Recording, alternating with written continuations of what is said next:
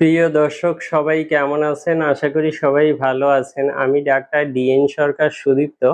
আজকে আপনাদের সামনে যে গুরুত্বপূর্ণ বিষয়টি নিয়ে কথা বলবো সেটি হচ্ছে যাদের অতিরিক্ত কামভাব আছে, যারা কোনোভাবেই এই অতিরিক্ত কামভাবকে নিয়ন্ত্রণ করতে পারছেন না, তো তাদের জন্য আমি একটি মাত্র গুরুত্বপূর্ণ হোমিও মেডিসিনের নাম বলবো, যে একটি মাত্র মেডিসিন সেবন করে আপনি আপনার অতিরিক্ত কামভাবকে সম্পূর্ণভাবে নিয়ন্ত্রণে আনতে পারবেন।